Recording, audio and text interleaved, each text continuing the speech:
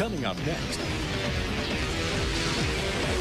Hello everyone, my name is Lily and I'm the creative director here at Bubblegum Cartoons. Today we're going to be reanimating one of my favorite shows growing up, which is Tokyo Mew Mew. Now, if you don't know what a reanimate project is, it's kind of like a love letter from fans. We all just kind of animate a teeny tiny scene from one of our favorite shows. So I was so excited that one of my favorite shows is actually going to be reanimated because the new series was announced in 2020 that they will be renewing it from the early 2000s. I am so excited. I don't know when the show's coming out, but these are the new voice actresses. So I was so very excited to be part of this since I wasn't part of the Sailor Moon reanimate. It's fine, I'm fine.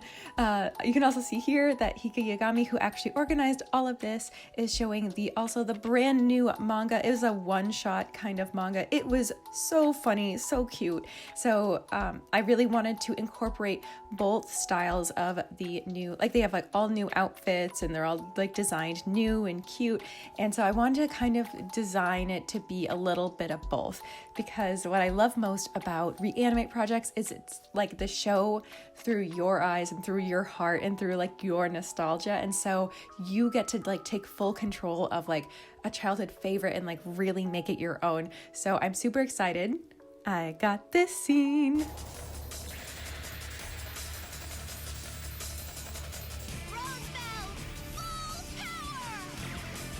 It was really sweet of Hika Yagami to ask us our preferences, because a lot of people don't do that. A lot of the other animates I've been on, you can kind of put in a suggestion, but a lot of times you get something a little boring. So they kind of gauge your experience, and since I have been doing a lot of magical girl stuff, they thought I would be great for this a little attack scene. So you can see here that I am designing what Ichigo is gonna look like. She's my favorite character. I asked basically for an actiony magical girl scene that was kind of like low to no dialogue. So I was so happy they gave me this part.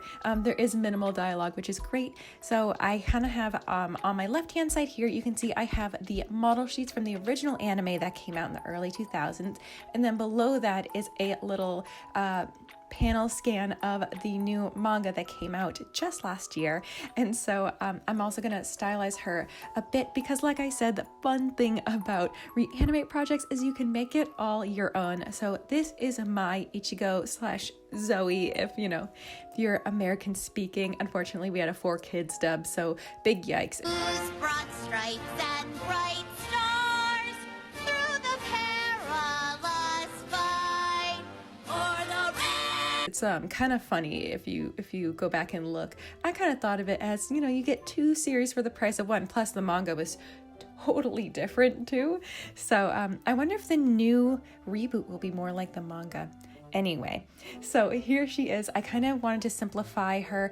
Believe it or not, she has a lot of aspects of Ariel from The Little Mermaid. A lot of those model sheets that you see from Glen Keane actually have like, they direct her torso to be a wedge. So I really have been enjoying doing this like wedge torso, if that makes any sense. I also, they also talked a lot about making Ariel's hair very simplified, easy to read shapes. So I didn't do like the individual bangs and stuff like that. I really just did like middle bang, side bang, and then she needed the 2 pieces on the side. I call them the Mary-Kate and Ashley bits, because they always had like their hair up in ponytails and then those side bits down.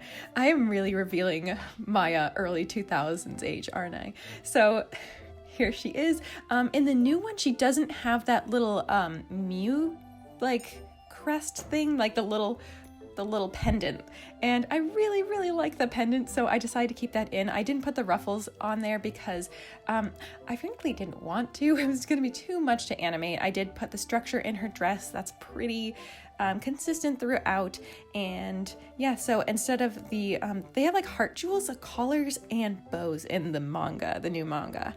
So I was like, nah. But what I did like in the new manga is, instead of like the fuzzy fur, because she kind of has like a lining of fuzzy fur around what do you call it, like the bodice and around the hems of a lot of things, and I was like, that's gonna be harder to track than than just gloves. So I did the gloves with like the lace, which I thought came out super cute. Here's her tail. I kind of simplified it. I kind of wish I made it a little more fuzzy in the end, but I like the way it turned out. And there's a bell, and there's a big red bow on there.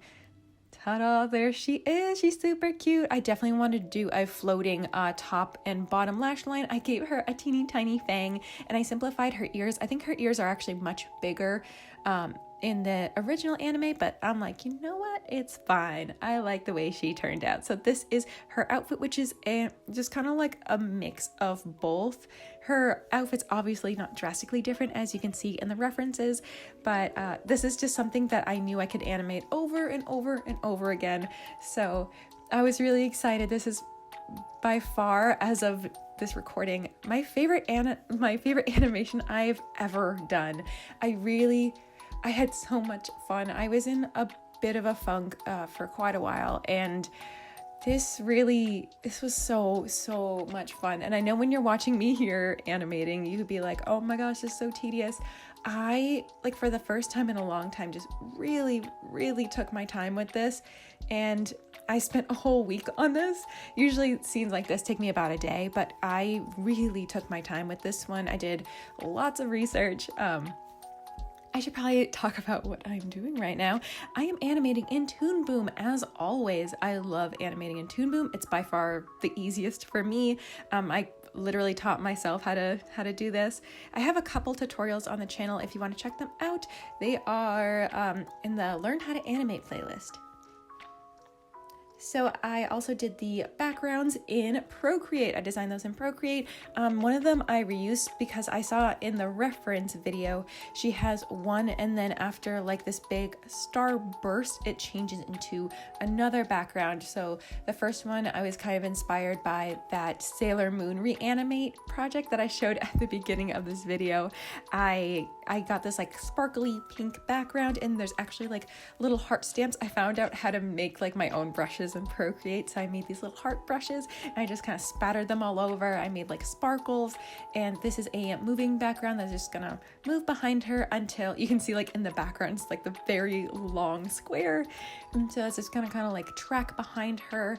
And then I also made a cloud one, because in the reference one, she has clouds behind her, but I wanted mine to be cute because hers look kind of like stormy and mysterious, and I wanted mine to be like a cute aesthetic sunset type thing. So I actually took a background from episode 2 of Demonic Crepes, which is kind of like where the we pan down from Tokyo Tower to Sophie doing her laundry, and I really enjoyed the clouds in that one in particular. So I just took a piece of it and I removed the buildings and everything like that. Everything is on many layers for that reason.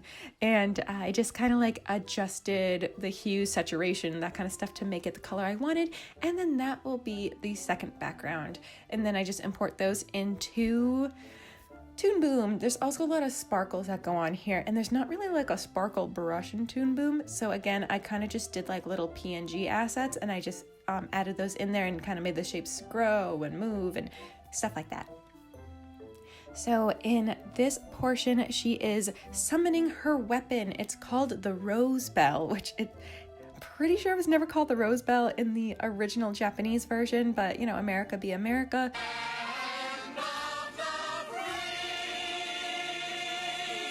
So I wanted to like lean into the rose thing because that's pretty unique to this version of the anime, because we are going to be redubbing it in, we're going to be reanimating it in English, because I think a lot of the people who are involved in this project primarily speak English.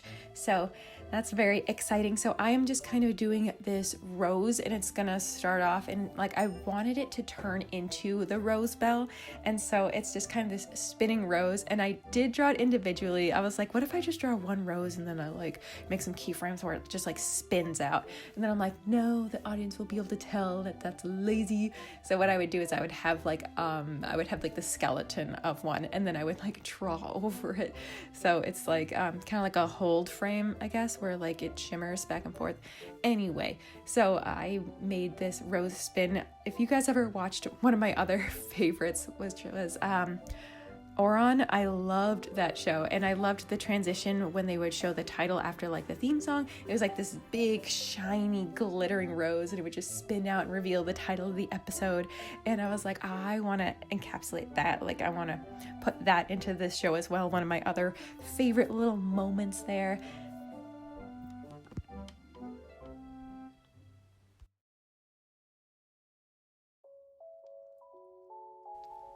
And so I wanted to add that into this show. And so I have the rose spinning, and then it turns into like this white ball of light.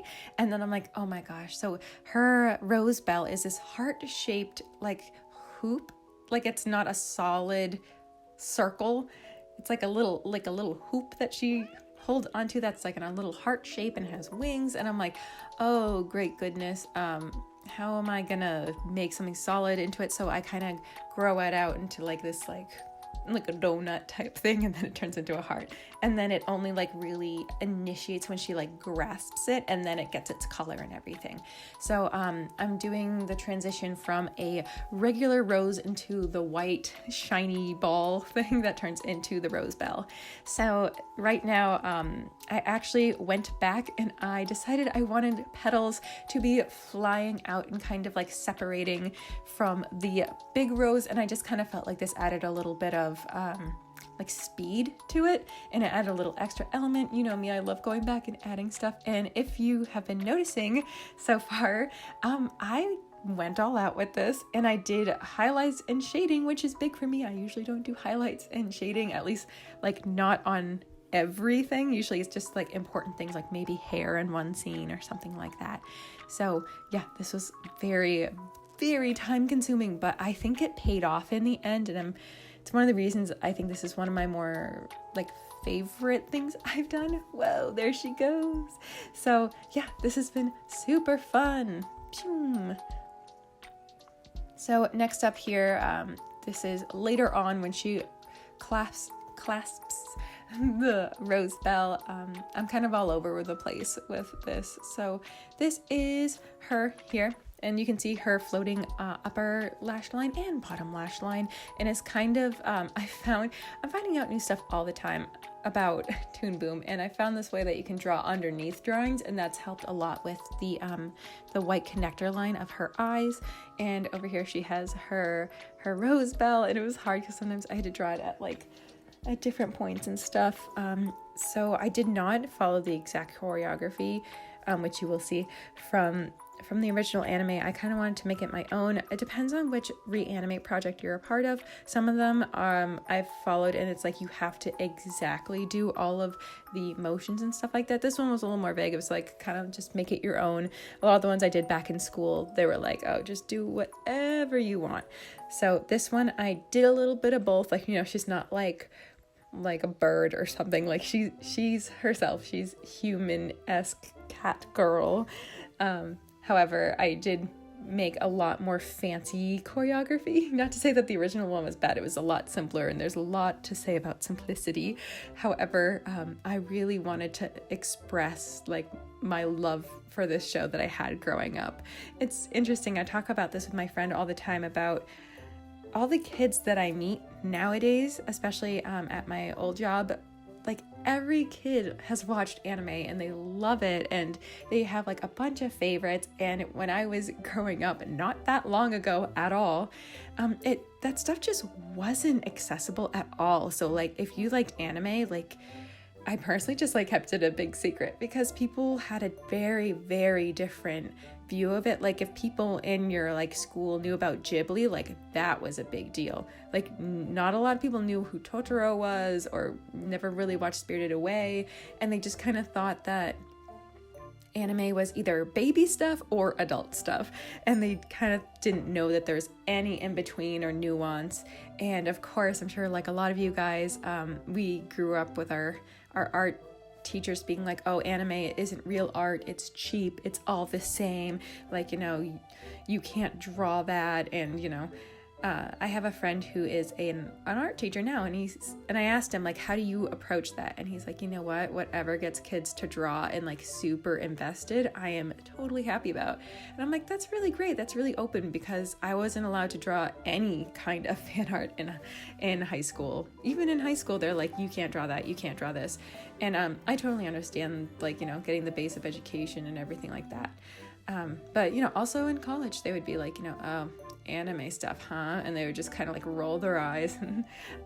My style here obviously isn't anime inspired, I guess. It is like kind of a combo of a bunch of different things, and everybody is just this big old basket of inspirations, and you put your own spin on it. This, you know, Miu Ichigo or Zoe here is, you know, a little bit of a lot of different artists that have really affected me over all the years of really learning who I am as an artist and everything like that. But she is 100% Lily, you know.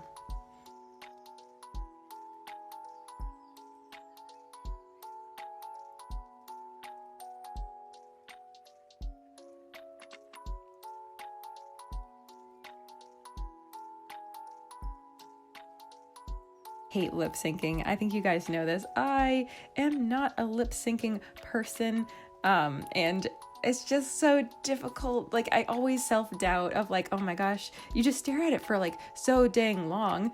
And luckily her mouth is like kind of hidden for some of it. I didn't even plan that just happened. But you overthink it. You're like, do you really believe that this character has that life to it? Do you really believe that sound is coming from them? And it's very interesting. So it's kind of like you just need to practice a lot. I definitely simplified her mouth. I've been reading this really cool manga lately, and they have like these cute, very simplified mouth shapes. So I kind of was inspired by that. So there's a lot of different elements, like I said, going into this.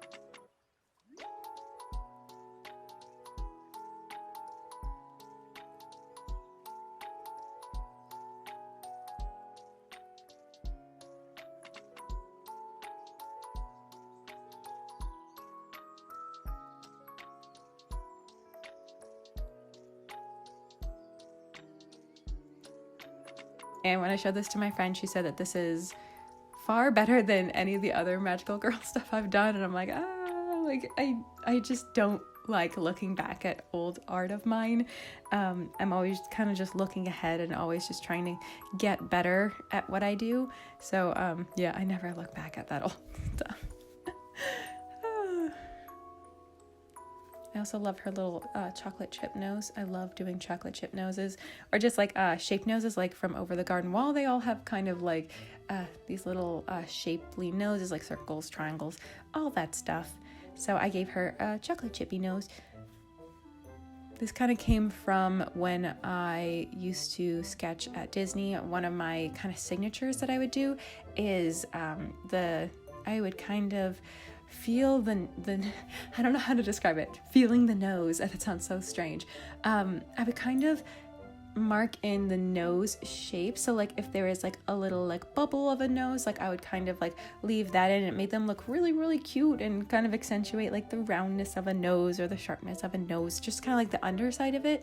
And so that kind of also started to simplify into just drawing that like little undershading of the nose. So yeah, I also kind of found it made her seem even more cat-like somehow, because I mean, even though it's upside down. Here I'm doing some intense eyebrows throughout the speed animate here. You know, her emotions change a lot. Like she gets more and more confident, like the more and more she feels powered up. So this was a very long video. This is about like 20 plus minutes. So we are actually only going to be doing the first part of the speed animate here today. I wanted to do just like one long video, and then I was like, you know what, like give the people a break.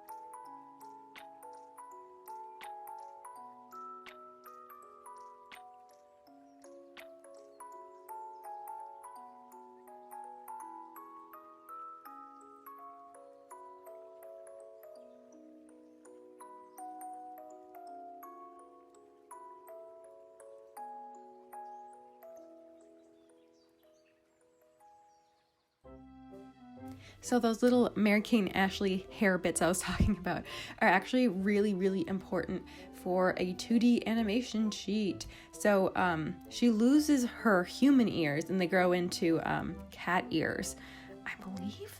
And so they have to hide where her skull kind of meets the neck because her human ears would be there. So these Mary Kate and Ashley pieces cover that whole section, and then the ears can peek behind there. So it's a very, very important partition of where her head and her cat ears are. And it's very, very useful. So that was definitely something, even though I simplified everything, I wanted to keep in. All right, guys, so I'm going to show you the first half of progress. If you made it this far, thank you so much. I really appreciate it. I know this is long, but animation is long. So yeah, I'm going to kind of do like the original and then overlay it with my fan animation.